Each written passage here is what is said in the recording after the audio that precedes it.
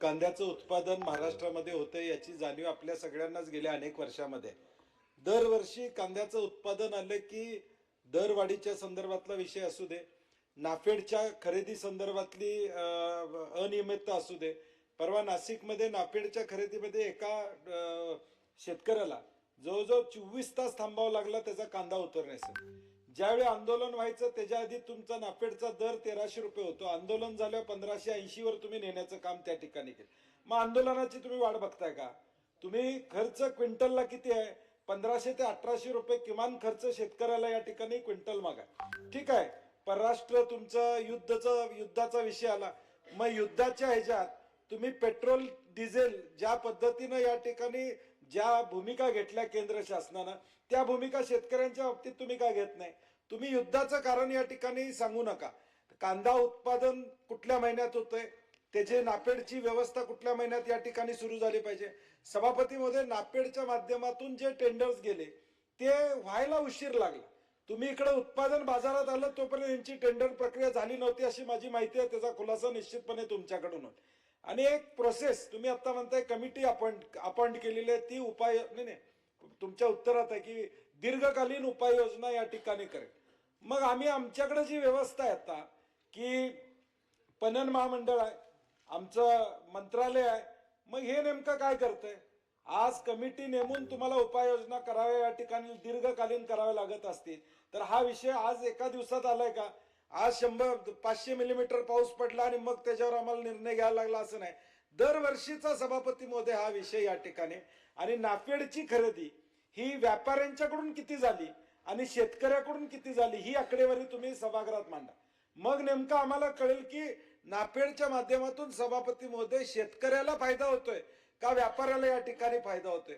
आता मंत्री महोदयाने 41चा दर सांगितला, तो पण किती शेतकऱ्यांना मिळाला? आम्ही लिलाव बघतो बाजारामध्ये, गुळाचा लिलाव होतो, धान्याचा लिलाव, हे कांद्याचा लिलाव होतो. लिलाव पुकारणारा पहिला माणूस असतो तो चढ्या दरानं लिलाव घेतोच. हे आम्ही बघितलेलं आहे, अनुभव आहे अनेकदा मार्केट कमिटीमध्ये किंवा या सगळ्याच.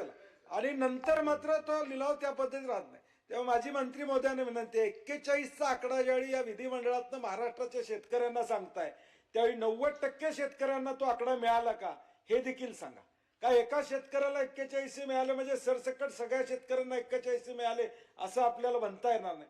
आणि म्हणून दीर्घकालीन उपाय तुम्ही सुचवणार असला त्या उपाय किमान महिन्याभरात त्याचा रोड मॅप करा. पुढच्या सीझन पर्यंत किमान शेतकऱ्याला कळलं पाहिजे की सरकार म्हणून तुम्ही या ठिकाणी कुठल्या गोष्टी या ठिकाणी करणार आहात याचा खुलासा होणं गरजेचं आहे. मंत्री महोदय, पाटील साहेब जे मांडतात त्याच्यामध्ये खरं अशी परिस्थिती आहे की मी जे आता सुरुवातीलाच बोललो की कांदा उत्पादनमध्ये सातत्याने वाढ होते. आपण जर बघितलं काय आकडे मी आपल्याला सांगू इच्छितो की भारतामध्ये साधारणतः 20.45 लक्ष हेक्टरवर कांदा उत्पादन होत असतो. त्याचे साधारणतः 40-45% म्हणजे 8.62 लक्ष हेक्टरवर एकटा महाराष्ट्रामध्ये आपल्याकडे आपण ते करत असतो. पूर्ण देशामध्ये कांदा हा 327 लाख मेट्रिक टन होतो. त्यातला 151 लाख मेट्रिक टन म्हणजे 50% कांदा हा महाराष्ट्रामध्ये उत्पादन होतो. महत्वाचा विषय जे आपण सातत्याने आपण सारेजण म्हणतोय, मला आपल्याला नम्रपणे सांगायचंय की 3,27,000 लाख मेट्रिक टन जे आहेत म्हणजे 3,27,000 मेट्रिक टन जे हे भारतामध्ये उत्पादन होतं. महाराष्ट्रामध्ये 151 होतं. पूर्ण भारताचा डिमांड किती आहे कांद्याचा, कन्झम्पशन किती आहे तर 1,51,000. म्हणजे महाराष्ट्रामध्ये जितकं उत्पादन होतो त्याच्यामध्ये संबंध भारताचं कन्झम्पशन संपतं. उरलेला जो आहे तो उरलेला साधारणतः 1,71,000-75,000 मेट्रिक टन हा एक्सेस कांदा आपल्याकडे उत्पादन होतो. ही सगळी वस्तुस्थिती आहे. आता आपल्या देशामध्ये कोणी काय पिकवावं, कोणी काय लावावं, कोणाला काय फोर्स तर करता येणार नाही. आपण जे आपल्या दीर्घकालीन उपाययोजनामध्ये आपलं तेच म्हणणं आहे की याला पर्याय काय पीक आहेत का ते लावलं पाहिजे. कारण महाराष्ट्रामधला जो कांदा आहे तो पूर्ण देशासाठी आहे. आणि मी पुन्हा सांगितलं की मध्य प्रदेश, पूर्वी कधी व्हायचं नाही, मध्य प्रदेश, राजस्थान, आता तर तामिळनाडू आणि हिमाचल जवळ उत्तराखंड इथे सुद्धा कांदा पिकवायला लागले. आणि म्हणून आपल्याकडनं घेत नाही तो कांदा आणि तो एक्सेस कांदा होतोय. आणि त्या संदर्भात आपल्याला त्याला काय प्रोसेसिंग करता येईल का, त्याला ड्राय करता येईल का, या संदर्भात आपण विचार करतोय. कारण आपण अनुदान दिला साधारणतः 1400 कोटी रुपये, पण आपण जर 10 लाख टनावर प्रोसेसिंग करायचं ठरवलं तर 500-700 कोटी रुपयामध्ये त्याचं लॉंग टर्म मशिनरी उभं होऊ शकेल. त्याच्यावर आता आपण अभ्यास करतोय आणि म्हणून त्याच्या माध्यमातून लॉंग टर्म उपाययोजना करणं गरजेचं आहे. हा पहिला प्रश्न. दुसरा विषय आपण जो सांगितला की ज्या वेळेस भाव कमी होतात किंवा अडचणीमध्ये शेतकरी येत असतो त्यावेळेस आपण केंद्र सरकारला कळवतो. केंद्र सरकार त्यावेळेस उपाययोजना करत असते आणि खरेदी संदर्भात नियोजन करत असते. नाफेडची खरेदी ही त्यांनी वेळेत सुरू केली होती. त्याचा आपला आदर राखून आंदोलनाचा काही संबंध नाही. हा जो भाव कमी झाला हा युद्धामुळे झाला. आता युद्ध आपल्या हातात नाही, परंतु त्याच्यानंतर उपाययोजना करणं सुरू झालं आणि उपाययोजना झाल्यानंतर त्यांचा रेट कमी होता.